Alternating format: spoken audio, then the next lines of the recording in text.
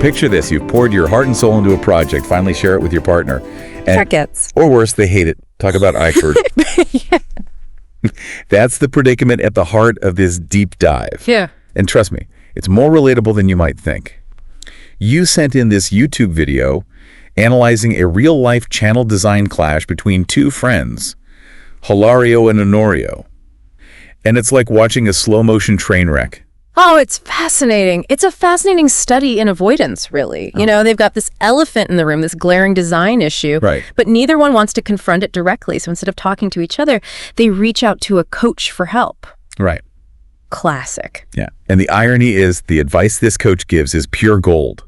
It's a framework for mastering any difficult conversation, not just YouTube drama. Right. It's like they accidentally stumble onto a masterclass in communication. Exactly. The coach lays out these 4 distinct stages: context, mutual understanding, disagreement management, and action coordination. Okay. And what's interesting is how each stage, even if you'll think you've nailed it, can become its own unique hurdle. Okay, so let's break down this framework using Hilario and Honorio as our hilarious yet painfully relatable case study, starting with context, which honestly, they completely botched. Yeah. They didn't even think about the when and the where of having this conversation. It's such a crucial first step that people often overlook. Right. You know, think about it. Honorio's already unhappy with the design, right? Yeah. If Hilario had sprung this on him in a rushed public setting with emotions running high, it's guaranteed to go nuclear. I can practically see Honorio fuming. You call this a logo? Exactly. It's setting the stage for disaster. Yeah. Speaking of which,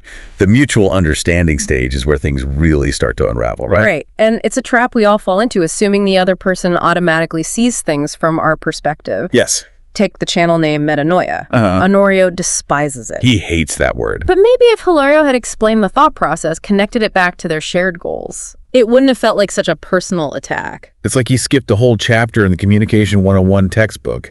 And then there's the music debacle.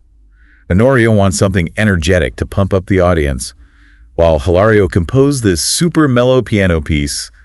Talk about a mismatch. This is where disagreement management comes in. The coach's key insight here is to shift focus from those opposing positions to the underlying interests. Okay. Honorio likely wants a channel that's exciting, that draws people in. Hilario, on the other hand, probably wants to showcase his creative talent, make a meaningful contribution. So by understanding those deeper motivations, they could find common ground. Maybe a compromise on the music style, or using Hilario's piece in a different way, like hold the melancholy for the end credits. Exactly. It's about getting creative, seeing beyond the initial conflict. But even when you've hammered out an agreement, the work's not over. That's where action coordination, the final stage, comes in. And surprise, surprise, Hilario and Honorio fumble this one too. Well, they are on track for a masterclass in what not to do, right? Yeah. I mean, it's not enough to just say, okay, we'll change the music. They need a game plan. Who's doing what, when, and how will they know it's actually working? Yeah, you've hit the nail on the head. The coach even suggests planning for potential breakdowns in communication before they happen. Like, what if someone misses a deadline or they disagree on a new element?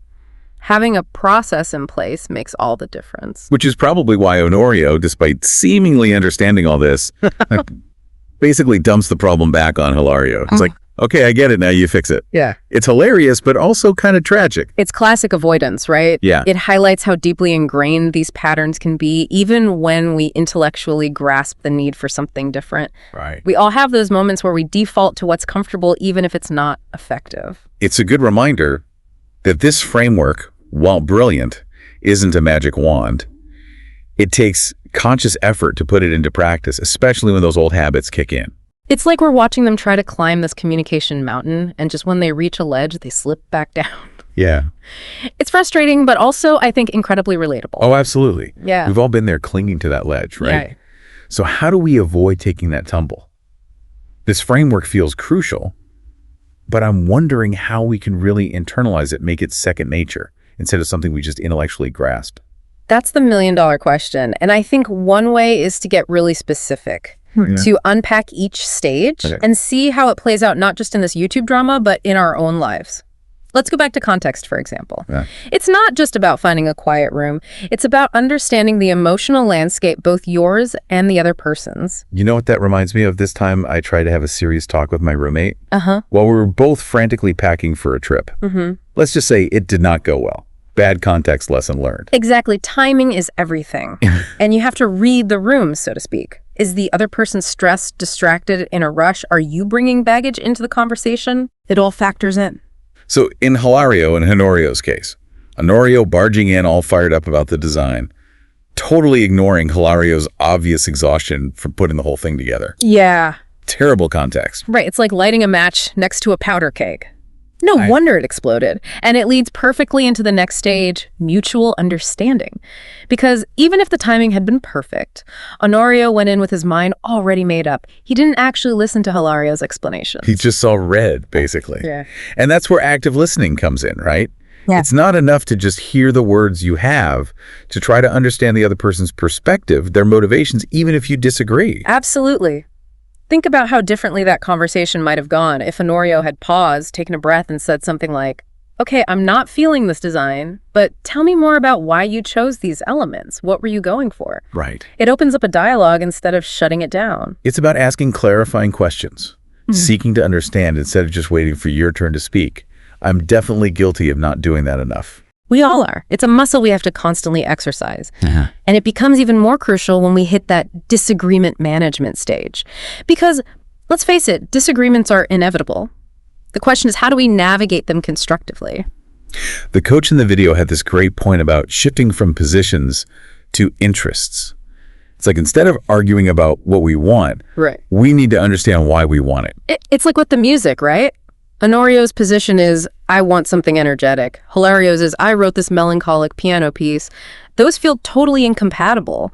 But when you dig deeper, Honorio's interest is likely having a channel that's exciting, engaging, that draws viewers, and Hilario's interest might be contributing his creative talent, making the channel feel unique and personal. And suddenly it's not about winning or losing. It's about finding a solution that honors both of those needs. Yeah. Maybe they compromise on a different music style, or they use Hilario's piece in a specific way, like you mentioned before, for the end credits or something. Exactly. It's about thinking outside the box, being willing to get creative.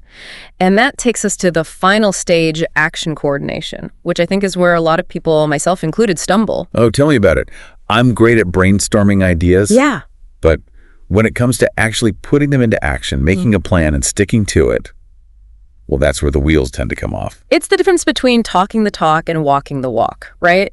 And I think the key here is specificity. It's not enough to just say, okay, we'll change the music. You have to define who's doing what by when, what tools or resources you'll need, and how you'll measure progress. It's like project management for your life. Yeah.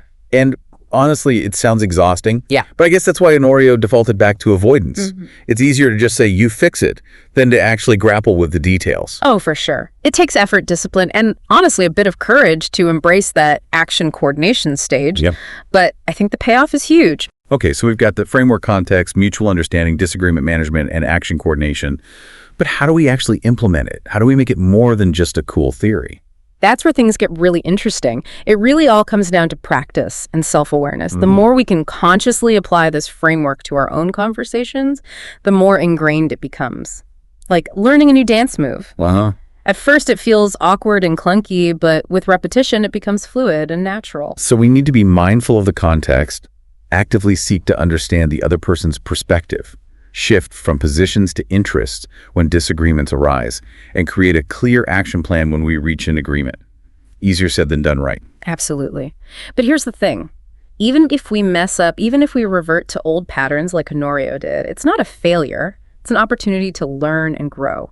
The coach in the video highlighted this beautifully. He said, we've all been Honorio at some point. Right. It's about recognizing those moments, those weak spots in our communication style, and making a conscious effort to do better next time. It's like having a mental checklist. Before diving into a tricky conversation, we can ask ourselves, okay, what's the context here? Am I really listening to understand or just waiting to rebut? Are we stuck on positions, or can we explore the underlying interests? And if we reach an agreement, do we have a concrete plan to make it happen? That's a great way to put it. It's about having that framework readily available, like a tool in your back pocket so you can pull it out when you need it. And I think the more we use it, the more we'll start to notice patterns in our own communication. Maybe we're great at setting the context but struggle with active listening, or maybe we're pros at finding common ground but terrible at following through on agreements. Which makes me wonder, where do you think you tend to get stuck? What's your personal Honorio moment in difficult conversations? Well, that's a tough one. I think for me, it's that action coordination stage. I can spend hours analyzing a problem, coming up with brilliant solutions, but then when it comes to execution, I sometimes get bogged down in the details or overthink things. I have to consciously remind myself to break it down into smaller steps, set clear deadlines, and just start moving. That's so interesting because I'm the complete opposite. Really? I'm all about action jumping in head first, Oh, wow. which sometimes means I skip over those crucial early stages, context understanding, really listening. So I guess we balance each other out. Exactly. And I think that's a great takeaway from this whole deep dive. Communication is a two-way street, and we all bring our own strengths and weaknesses to the table. Right. The key is to be aware of those tendencies, both our own and the other person's, and to approach conversations with a spirit of curiosity and collaboration. And to remember that it's a journey, not a destination. We're all constantly learning and growing as communicators. It's okay to mess up, to have those Honorio moments. Yeah. What matters is that we learn from them and keep striving to improve. Couldn't have said it better myself. It's about embracing the messy, imperfect reality of human communication and recognizing that even those awkward, frustrating moments can be valuable learning experiences. So for everyone listening, the next time you find yourself dreading a difficult conversation, take a deep breath. Remember Hilario and Honorio, and pull out that 4-stage framework. And who knows, maybe someday you'll be the one inspiring a deep dive on mastering the art of communication. Until then, keep diving deep, keep those conversations flowing. And remember, even the most challenging conversations can be opportunities for connection growth, and maybe even a little bit of laughter along the way. And that's a wrap on another deep dive. Until next time, happy communicating.